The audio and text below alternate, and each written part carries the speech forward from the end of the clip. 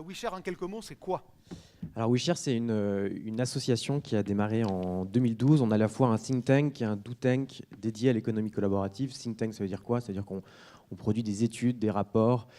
On anime des communautés qui partagent leur intelligence et leur compréhension des impacts que peut avoir l'économie collaborative sur le commerce traditionnel et plus largement sur l'économie.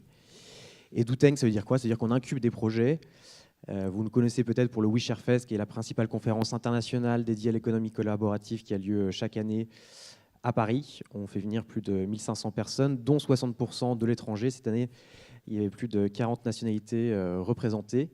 Et voilà, et on va lancer un certain nombre de projets en lien avec l'économie et la société collaborative. On a publié un livre très récemment qui s'intitule justement Société collaborative, où on cherche justement à proposer un projet de société et un projet politique autour de ces grandes questions. Donc vous êtes au bon endroit pour nous parler de ce sujet, ou pour faire parler plutôt à la fois, et je vous laisse en compagnie de Jean-Louis Bancel et d'Édouard Roux de Lusignan. C'est parti. Oui, et puis je suis ravi parce qu'on a effectivement deux acteurs qui justement cherchent à apprivoiser cette économie collaborative et à se réinventer autour des dynamiques collaboratives. Mais alors, avant de démarrer, je ne résiste pas à vous poser une question, puisqu'on vous a demandé si vous étiez utilisateur d'Uber et Airbnb. Et je voulais savoir dans la salle qui avait déjà utilisé Blablacar. Alors, on va mettre un peu de lumière aussi, voilà. Donc, Ah, une on est bonne d'accord, proportion. Hein. c'est moins que tout à l'heure quand C'est même. moins que tout à l'heure, mais c'est Ouais. quand même pas neutre. D'accord. Non, parce que si c'est moins, ça vérifie Oui, c'est moins. D'accord. Moins. Bon. Ouais. Parce qu'effectivement, on a publié une étude qui s'appelle Share Evolution qu'on a menée avec la FING, la Fondation Internet Nouvelle Génération.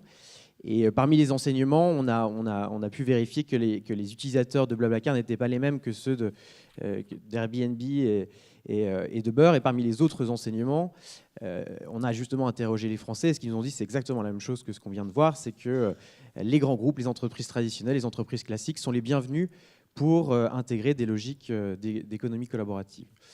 Alors justement, ce qui m'a semblé intéressant au cours de cette matinée, c'est que ce qui était assez partagé par les intervenants, c'est qu'il y a une proximité entre l'économie collaborative et le commerce coopératif. On pourrait presque parler de filiation. Il y a au moins deux différences. La première, c'est que dans un cas, le commerce coopératif s'appuie sur des professionnels et organise des professionnels qui organisent le commerce partout en France. Et l'économie collaborative, finalement, transforme les particuliers en professionnels, d'une certaine façon.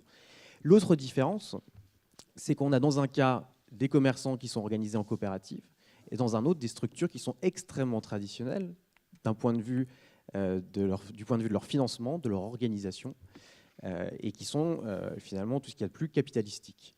D'où l'intuition qui est la nôtre et qu'on a aussi démontré au cours de cette étude Share Evolution, c'est qu'il y a une rencontre qui a mené aujourd'hui entre le commerce coopératif et peut-être plus largement l'économie sociale et solidaire et l'économie collaborative.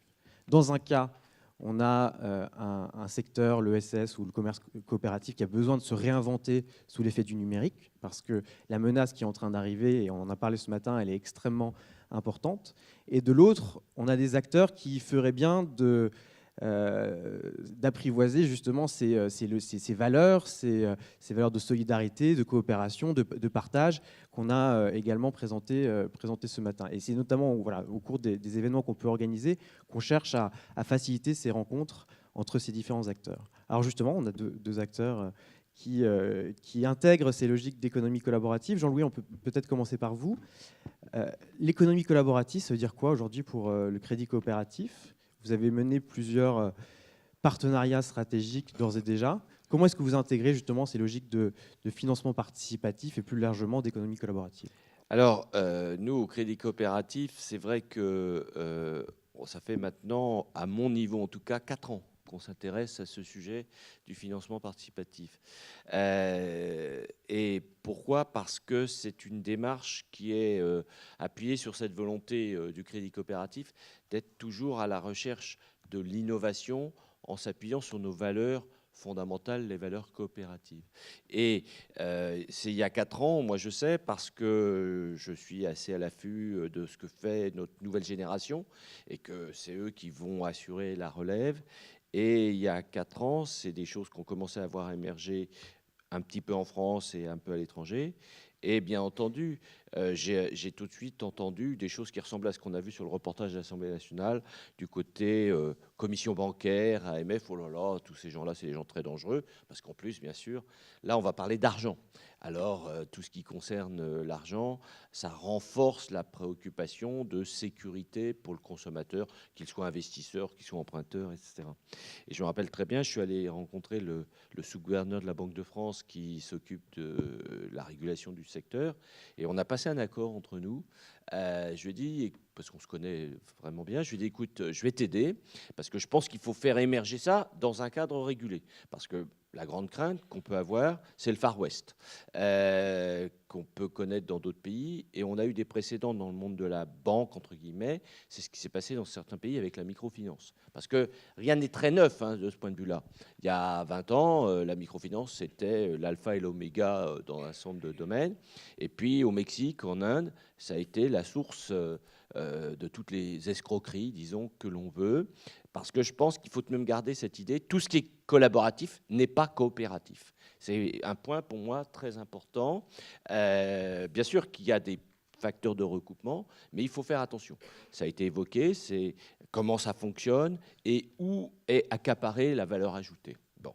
La démarche coopérative est même une démarche démocratique, entre guillemets. Ça veut dire qu'il y a un minimum d'entendement et de répartition des choses. Donc, j'ai dit, il faut qu'on mette en place un dispositif pour accompagner ce processus en France, ce qui a été fait par les pouvoirs publics. Et ils ont fixé comme objectif que la France devienne le premier pays de la finance participative en Europe. Et ça avance plutôt bien. Oui, pour une fois, on a une législation qui est plutôt en avance. Ouais. Alors là, il y a des débats, comme d'autres d'ailleurs. Je vois qu'il y a un amendement qui vient d'être subrepticement glissé au Sénat dans la loi Macron. Donc, on m'a demandé là aussi, est-ce que je peux aider ? Donc, ce que j'ai fait dimanche, voilà. Donc, sur ce point-là, nous, on est allé plus loin. On a dit, on va y aller en tant qu'accompagnateur et acteur.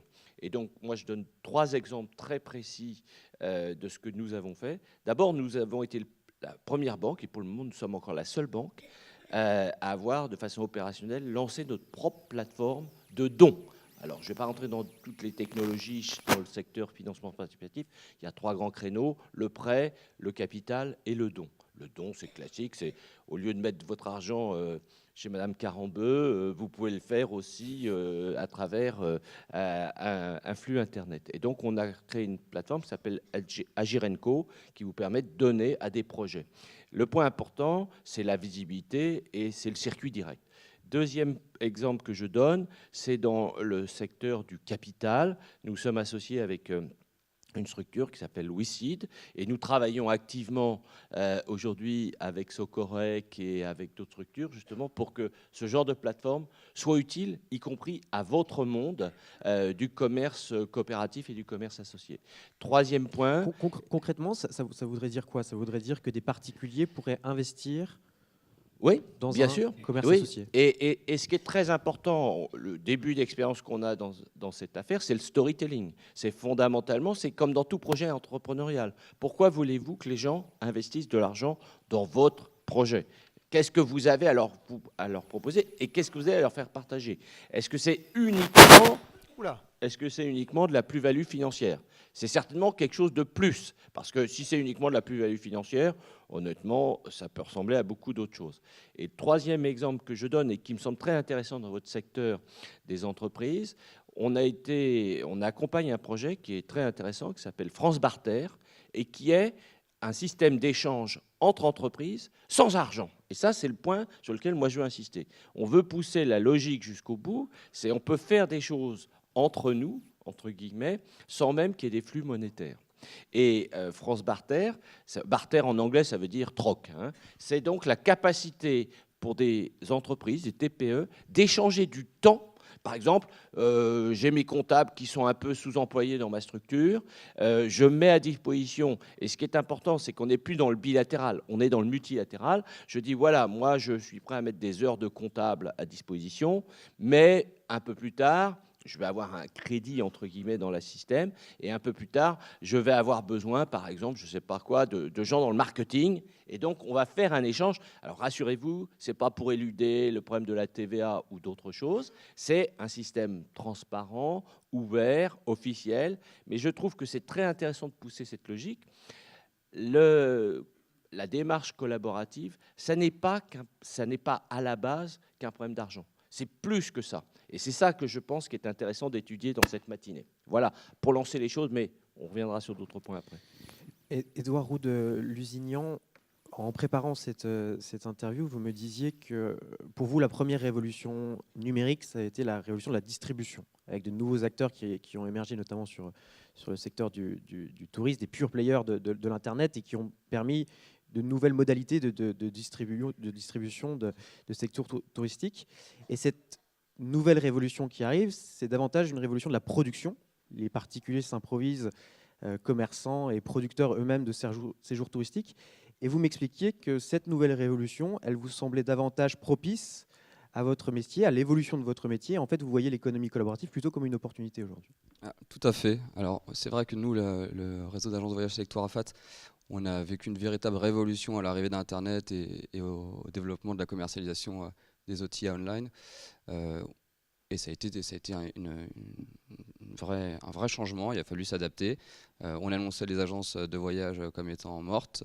Finalement, elles sont encore là et on continue à se développer.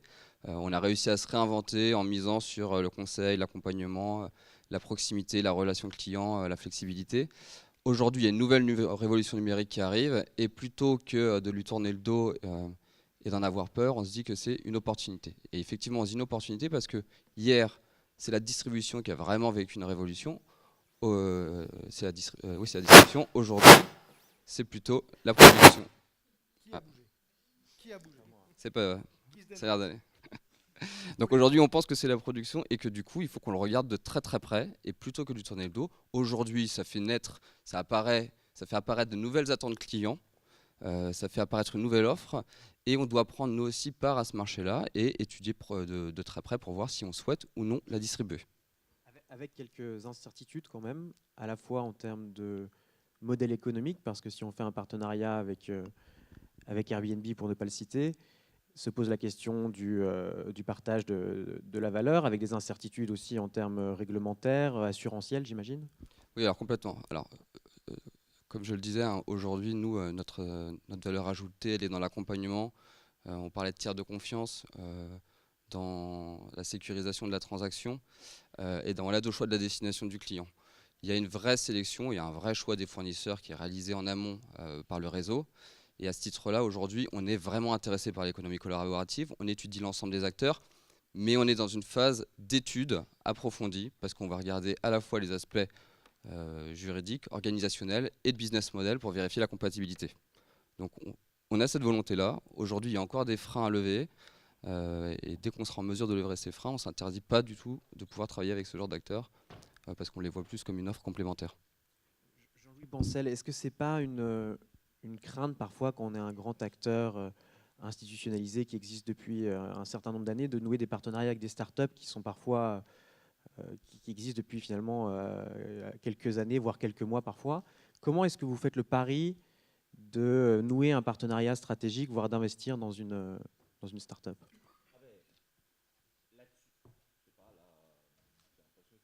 Là, on n'a plus de micro. Là, pour le du tout de micro. Moi non plus, d'ailleurs. Le blanc. Alors, celui-là, ça va mieux. Tenez, en échange, je sais pas. Ah non, si, il y a un qui marche pas. Ouais. C'est collaboratif, cette histoire, je te dis pas. Ça, c'est vraiment le banquier qui est vraiment... Je t'échange un micro qui marche pas contre deux qui marchent. Ouais. Le premier marche pas, donc si vous pouvez faire quelque chose, ça m'arrangerait. Voilà. Allez, non, je voudrais dire ce point suivant. Donc, le sujet du tiers de confiance, c'est un sujet clé. Quel est l'objet de la démarche que nous avons, nous, avec certaines plateformes de finances participatives? C'est un point important, c'est la réputation, c'est la marque Crédit Coopératif qui est en jeu tout de même. Alors bien sûr, pourquoi ils viennent nous voir? Et qu'est-ce qu'ils nous apportent? Nous, ils nous apportent qu'ils sont jeunes, ils sont pas englués, j'allais dire, dans des problèmes de contrôle, de process, etc. Et puis pour le moment, heureusement pour eux, ils n'ont pas tout le fatras, j'allais dire maintenant, bureaucratique qu'il y a sur le monde bancaire. Peut-être un jour ça les rattrapera, mais pour le moment ce n'est pas le cas. Deuxièmement, c'est un monde qui est en totale émergence, ça boom dans tous les sens, etc. Et ils ne sont pas dupes, nos jeunes là qui lancent les trucs, ils savent très bien que c'est une phase de prospérité, ça veut dire 2-3 ans, et que dans 2-3 ans, on va rentrer à la phase de consolidation. Et ils se disent qu'il vaut peut-être mieux être adossé, accompagné avec des gens qui seront en capacité de les aider dans la suite des opérations. Donc c'est ça. Le point qui me paraît le plus important, c'est bien entendu la question de où se localise la valeur ajoutée créée. Je prends un exemple très typique. Nous ne sommes pas allés, nous, pour le moment, sur le secteur du prêt dans les plateformes. Pourquoi? Parce que c'est un sujet qui n'est pas clarifié sur un truc tout simple. Et donc, moi je vous préviens, si vous faites des opérations, je prête à des particuliers ou à des structures sur des plateformes de dons, qu'est-ce qui se passe si votre emprunteur fait défaillance? On est au Code civil, dont on parlait tout à l'heure, c'est à vous de vous débrouiller pour aller rechercher votre fric, parce que vous ne l'avez pas donné, vous l'avez prêté. Et donc, vous vous retrouvez à faire ce que nous faisons, nous, les banquiers, qui est d'essayer de trouver les moyens de récupérer votre argent, soit en faisant des assignations ou je ne sais quoi, soit en ayant pris des garanties. Donc, ça, c'est un exemple très typique de la face cachée de la problématique de la valeur ajoutée. Au-delà de savoir combien de me prendre commission, parce qu'il y a un intermédiaire, la plateforme qui fait l'opération de prêt ou l'opération de don, etc. Dans l'opération de prêt, aujourd'hui, la grande différence avec le banquier, c'est que la casse, c'est pour vous. Et comme vous êtes censé ne pas être un prêteur professionnel, ben vous ne savez pas faire le recouvrement de votre créance. Donc ça, c'est un point important. Et donc, je rappelle que la différence, et je l'avais eu l'occasion de le dire, la différence de l'approche coopérative, c'est un altruisme intéressé. C'est-à-dire que oui, je suis prêt à faire cet effort, mais enfin, je ne veux pas forcément me prendre tout sur la tête. Et donc, c'est un point qui me paraît particulièrement important. Dernier point, enfin, je veux évoquer sur la dimension économique, c'est que quand on revient sur le prix, ça ramène aussi à ce qu'on appelle l'économie marginaliste. C'est-à-dire qu'on se dit, il y a des choses en stock qui ne servent pas, enfin, etc. Et donc, on va le commercialiser au prix marginal. La vraie question, et c'est une question, autant c'est supportable quand c'est des non professionnels, bon, après tout, voilà. Quand c'est entre professionnels, c'est bien ce qu'on a entendu tout à l'heure. C'est un terrain de jeu qui n'est pas un terrain de jeu équitable, et il faudrait peut-être que tous ensemble, dans le monde coopératif, on retravaille avec les consommateurs sur la problématique du juste prix. Je rappelle que c'était une grande idée historique de Charles Gide, un des grands pontes de la coopération, qui était un grand économiste, et le modèle coopératif, c'était un modèle du juste prix. Et qu'est-ce qu'ils avaient à l'époque? C'était un prix affiché, un juste prix. Parce qu'ils disaient, on ne supporte pas la tarification à la tête du client. Et en fait, c'était l'inéquité. C'est de dire, ah ben parce que je viens, toi je te fais tant, toi je te fais tant. Parce que l'idée qui était au 19e, c'est de dire, comme par hasard, les prix seront moins chers pour les riches que pour les moins riches. Et donc, je pense qu'il faut creuser autour du travail du commerce collaboratif, dans cette démarche coopérative, qui est de dire qu'est-ce que ça voudrait dire aujourd'hui ou demain réinventer le juste prix du 19e siècle ou du début du 20e siècle. Et donc je pense qu'il y a là des choses nous à creuser. Parce qu'aujourd'hui, cette idée de c'est à la tête du client la tarification, je pense que ça commence à donner le sentiment que tout ça est boîte noire et que ça permet à des gens de construire des magnifiques sièges sociaux à San Francisco ou ailleurs. Voilà. Alors, justement, sur le juste prix, on assiste à l'évolution de plus en plus à la personnalisation ou personnification du prix avec les logiques de big data. Et ça va forcément impacter votre métier ou le métier de l'assurance, parce qu'on voit aujourd'hui des acteurs de l'assurance qui se disent finalement, si on a des informations, notamment la réputation sur les plateformes de consommation collaborative, on pourra proposer une assurance avec un bonus ou un malus différent parce qu'on aura des informations sur ses utilisateurs. Comment est-ce que vous appréhendez la révolution du big data qui est en train d'arriver dans un cas comme dans l'autre? Je pense que celui-là, Mars. Voilà. Alors, avant le big data, en fait, on parlait d'économie collaborative. Quand on parle d'économie collaborative, on parle de comment est-ce que nous, on se positionne par rapport à ça. On a parlé du coup de la production, et c'est une chose aujourd'hui, on la regarde et c'est important. Mais on pense aussi qu'avant cela, il y a des codes qu'on peut s'approprier. Et nous, on cherche à s'approprier aujourd'hui cette économie collaborative. Pourquoi? Parce qu'aujourd'hui, Selectora FAT, donc c'est 1200 agences. Les 1200 agences existent en tant qu'agence Selectora FAT, mais elles existent aussi et surtout en tant qu'entité individuelle. Et lorsque vous regardez la force aujourd'hui de l'économie collaborative, c'est de mettre en place une plateforme, on l'a parlé, et c'est de permettre à un ensemble d'individus, clients et fournisseurs, de se trouver, d'échanger, d'interagir et de réaliser une transaction dans un cadre sécurisé. C'est très important, puisque nous, aujourd'hui, la volonté, elle est de valoriser ces agences, valoriser les 4000 conseillers qu'on a derrière, et on pense qu'en étudiant cette plateforme et la manière dont ils ont réussi à créer une communauté, rien ne nous empêche aujourd'hui, nous aussi, de créer une communauté qui ne soit pas une communauté que de professionnels, mais qui soit à la fois une communauté de particuliers, qui ne soit pas qu'une communauté de particuliers, mais qui soit d'un côté une communauté de particuliers que sont les vacanciers, qui devraient pouvoir rencontrer et échanger avec nos 4000 conseillers. Donc aujourd'hui, ça se matérialise sur le site internet de Selectora FAT par des profils. Donc chaque agence et chaque agent de voyage dispose d'un profil, comme vous pourriez l'avoir sur n'importe quel réseau social ou sur ces sites collaboratifs. Donc une photo, un descriptif, des expertises, des avis qui sont déposés à la fois sur des produits et sur des destinations. L'objectif, il est que demain, dès maintenant, qu'un vacancier puisse se rendre sur le site internet, puisse soit trouver l'agence de voyage qui est la plus proche de chez lui, soit trouver l'agent de voyage qui va répondre le mieux à sa demande, parce qu'il a un besoin précis sur un produit ou parce qu'il a un besoin précis sur une destination. Et c'est cette volonté de pouvoir créer du lien, de pouvoir remettre l'humain et la proximité au centre qui nous fait nous intéresser particulièrement à ces codes de l'économie collaborative. Vous êtes en train d'uberiser votre propre activité finalement. C'est la logique derrière, c'est vraiment de se dire que Selectora FAT doit être la marque qui joue un rôle prospectif et doit aller conquérir de nouveaux clients. Et les agents de voyage sont la raison pour laquelle ces clients vont rester et vont humaniser la relation. Alors vous m'expliquiez justement, vous avez eu cette phrase que je trouve intéressante, Internet nous oblige à revenir aux fondamentaux de notre métier, qui est la relation client. Et alors, justement, quand on voit cette évolution vers une ubérisation peut-être de votre activité, en fait, vous allez court-circuiter les agences, parce que les nouvelles stars de demain, ce seront les conseillers, et peut-être qu'on contactera directement les conseillers, finalement, sans passer par les agences. Est-ce que l'avenir demain, c'est un réseau sans agence ? Alors non, je pense qu'on ne court-circuite pas du tout, parce qu'en fait, aujourd'hui, c'est ce que je disais, c'est qu'on rentre souvent par la marque, on y reste parce qu'on a acheté une prestation qui nous a été conseillée par un agent qui a répondu à nos besoins, et on va revenir. Mais cet agent, c'est celui qui personnalise la boutique, l'agent de voyage. Et aujourd'hui, c'est la somme de ces individus qui va personnaliser. Aujourd'hui, on a des compétences qui sont extraordinaires sur des domaines extrêmement précis, ça peut être le Harley-Davidson, le golf, ce genre de choses.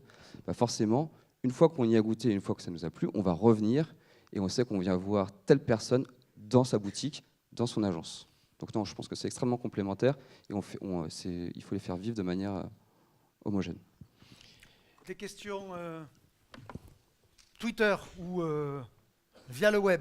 Alors d'abord, rebondissons, ça ne vient pas directement de ce que j'ai reçu, mais pour bien comprendre ce que vous évoquiez là, Édouard. Donc, si je suis intéressé, admettons, par le trek en Himalaya, je vais venir sur votre plateforme, je vais faire part de mon intérêt pour ces vacances-là, et un conseiller Selectora FAT va m'aider, même s'il est loin de moi physiquement. C'est ça qu'il faut comprendre. Lorsque vous vous connectez aujourd'hui sur Selectora FAT, vous avez la recherche classique par destination ou par prix, mais vous avez aussi la présentation des experts en fonction de la destination ou des thématiques que vous avez recherchées. Et donc chaque profil est accompagné du numéro de téléphone, de l'email, de la possibilité de prise de rendez-vous du conseiller. Donc même si ce n'est pas un conseiller qui est dans l'agence à côté de laquelle j'habite, par exemple. Si vous faites une recherche Thaïlande et que le conseiller le plus qualifié se trouve à 300 km, c'est pas grave, vous allez avoir le conseiller Thaïlande qui remonte.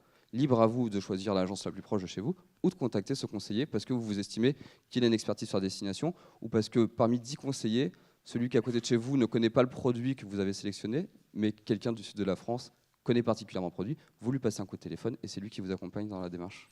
Je vais vous prendre un cas tout bête. Il se trouve que c'est vrai, ma femme est conseillère en voyage chez vous, chez Selectour. Pourquoi elle habite à Rennes? Ça, c'est pas très original. Pourquoi va-t-elle accepter de passer du temps pour renseigner un client qui est à Marseille. Parce qu'au final, la transformation de l'achat risque de se faire dans l'agence Selectour de Marseille et malheureusement pas à Rennes. Parce que justement, aujourd'hui, on est en train de changer cette notion de l'achat se passe uniquement en boutique, loin de là. D'abord, aujourd'hui, il y a un effet web to store ou store to web qui est très important. Chacun dispose de son propre site internet. Plus il va compléter, plus il va donner d'expertise, plus il va gagner en visibilité sur le site internet. Donc autant d'effets web to store. Et puis parce que aussi, tout simplement, il y a le téléphone. Et aujourd'hui, une relation personnalisée, elle ne passe pas qu'en face à face. Elle passe par le téléphone, par l'email et par leur site dédié. Vous en êtes tout dans le développement de ça, je veux dire en termes d'adhésion par les adhérents eux-mêmes. Est-ce que les adhérents acceptent de donner des heures, parce que ça revient à ça, pour la collectivité, au besoin, en passant moins de temps sur le commerce dans le point de vente? Alors, ça a été lancé il y a 1 an. Ouais. C'est en montée en puissance, ça fonctionne de mieux en mieux. Aujourd'hui, vous avez plusieurs milliers d'avis d'experts, plusieurs milliers de profils d'agents de voyage sur le site internet. Et les actions, justement, de consultation d'une fiche agence ou d'une fiche agent, c'est-à-dire avoir une action pour solliciter l'agent, on fait plus 300% entre janvier 2014 et janvier 2015. Donc on est vraiment dans une notion où on accélère de manière très très forte. Vous avez eu du mal à convaincre les adhérents, les associés du réseau, qu'il fallait faire ça? Ça vient au fur et à mesure, et je pense que plus le temps passe et plus ils sont convaincus de l'intérêt, et puis ils le seront encore plus demain. Alors, les questions qui sont arrivées réellement au fur et à mesure de votre échange, on va commencer par du général et puis on ira dans du particulier ensuite. Antonin, question assez générale sur l'économie collaborative. C'est posséder moins, l'économie collaborative, mais est-ce que finalement c'est consommer plus? C'est consommer plus d'expérience, effectivement. C'est la possibilité finalement de se décharger du fardeau que peut représenter la possession. Si on prend le cas de la voiture, il y a une évolution en termes de rapport à la voiture, notamment chez les jeunes générations, qui est extrêmement importante. Et on évolue vers la voiture servicielle pour tous les consommateurs. Et le bénéfice derrière, c'est d'utiliser une voiture juste quand on en a besoin, plutôt que de la posséder, d'avoir à l'emmener au garage. Ça, on entend bien, mais je pense que derrière le fond de la question, venant probablement d'un commerçant, il y avait ce sous-entendu, c'est est-ce qu'au final, ça va générer plus d'euros d'utiliser plus souvent un même bien qu'on n'a pas acheté chacun, ou est-ce qu'il vaudrait mieux continuer à vendre des voitures neuves? Alors, je vais m'en sortir par une pirouette. Il y a un économiste extrêmement réputé qui a répondu à cette question ce matin, qui a dit que c'était bon pour la croissance. Je pense qu'effectivement, ce qu'il faut voir, c'est que la récurrence de l'utilisation peut générer davantage de valeur ajoutée qu'une économie qui est basée sur la production de biens comme aujourd'hui. À l'heure H à laquelle nous nous trouvons aujourd'hui, on peut comprendre qu'on se dise que ce soit néfaste pour la croissance. En revanche, il faut se projeter à 5 ou 10 ans avec l'évolution d'une économie, de la fonctionnalité, d'une économie servicielle. Et tout cela peut générer davantage de consommation et davantage de croissance. Sous-entendu, on détruit peut-être aujourd'hui, mais c'est pour créer demain. Schumpeter, nous entends-tu? C'est à peu près ça l'idée. Non, il y a un autre parallèle que je vous donnerais, c'est très connu en économie monétaire, c'est la vitesse de circulation de la monnaie. fait la richesse. Plus on la fait circuler, plus la monnaie circule vite, plus ça crée de la richesse. Et c'est la même chose pour n'importe quel bien, entre guillemets. C'est plus on le fait circuler, entre guillemets, on le met en usage, plus théoriquement on optimise. Bon. Une autre question générale qui était pour Antonin, l'économie collaborative ou la consommation collaborative inclut souvent, on le voit par expérience, la notation. C'est dans ces gènes en fait? La réputation, effectivement. Oui, alors après, la réputation est à la conséquence de la réputation, enfin l'évaluation. Sur tous ces sites, on s'évalue et ce qui génère une réputation. C'est consubstantiel de l'économie collaborative? C'est consubstantiel et d'ailleurs, je pense que c'est une des dimensions dont devraient s'inspirer les acteurs traditionnels. Et on a eu un échange à ce sujet. Justement, j'avais demandé à Edouard, est-ce que vous laissez les clients évaluer les conseillers? Et aujourd'hui, ce n'est pas le cas, parce que je pense qu'il y a encore des réticences dans le réseau, mais je pense qu'ils auraient tout intérêt à aller dans cette direction, parce que, alors justement, on évoquait la possibilité d'être évalué par des offices du tourisme, et moi, mon sentiment, c'est que l'évaluation par les consommateurs, par les clients, elle a beaucoup plus de poids que l'évaluation par des acteurs institutionnels comme des offices du tourisme. C'est quelque chose... Moi, j'allais dire, dans le monde de commerce, on sait ce que c'est que les gens qui votent avec leurs pieds. Donc, je pense qu'on a toujours intérêt à essayer d'objectiviser de la part du consommateur ce pourquoi il n'est pas content ou il est content, plutôt que de constater qu'entre guillemets, la clientèle s'en va. Parce que, voilà, heureusement, on est encore dans un pays de liberté où quand le consommateur il n'est pas content d'un fournisseur, il se barre, il va ailleurs. Et donc, je pense que la vertu de l'objectivisation. Alors après, je sais, il y a les phobies qui est de se dire qu'est-ce qui me prouve que c'est un vrai consommateur, que c'est pas Il y a le une transaction, concurrent en fait. déguisé en je sais pas quoi. Enfin bon, ok. Enfin, si Jean-Louis, le concurrent, gardez il le a que ça à micro. faire. Une question, Jean-Louis, pour vous tout à l'heure, qui est passée pendant que vous discutiez. Jean-Louis, attention. Le crowdfunding est-il ou est-elle une Est-il, concurrence ou une solution complémentaire à votre métier historique? Bah, enfin, la réponse, elle est clairement dans ce qu'on fait. C'est totalement complémentaire. Euh, Avec le risque qu'une partie vous échappe parce que des Non, acteurs c'est indépendants... pas pour rien qu'on est en train d'accompagner un centre de plateforme. Si on veut pas que ça nous échappe, et c'est à nous-mêmes d'y aller et de se l'approprier. C'est une manière de rentrer dans l'ère du digital et surtout de transmettre la relève générationnelle. Enfin, moi, je le dis, peut-être que mon successeur, il est quelque part dans une de ces plateformes-là qui est en train d'émerger. Voilà. Il réinvente rien de fondamental sur qu'est-ce que c'est que prêter, c'est faire confiance, enfin, etc.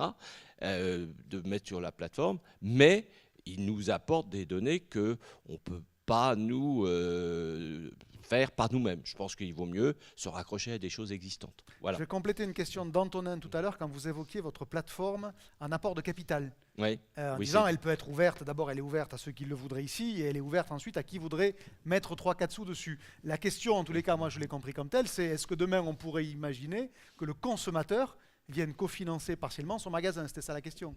Et j'ai oui. pas entendu si c'était... À ce stade, oui ou c'est non. pas forcément ce à quoi Bah, on réfléchit. j'imagine D'abord, bien. non, mais attends, il y a déjà une dimension qui est la communauté. Dans un réseau de commerce coopératif, je pense que déjà avoir un outil de type plateforme pour partager entre les adhérents déjà un certain nombre de choses, c'est déjà une première étape. Parce que ce n'est pas toujours que des petites communautés. Et ça aide à relocaliser celui qui a un peu d'argent, justement pour ce qui a été organisé dans les fêtes, hein, mais pour les nouveaux qui montent des points de vente, etc. Et puis ça peut peut-être, pour ceux qui le souhaiteraient, s'ouvrir plus largement, y compris aux consommateurs. On réinventerait encore d'autres choses qui ont déjà existé. Merci à tous les trois.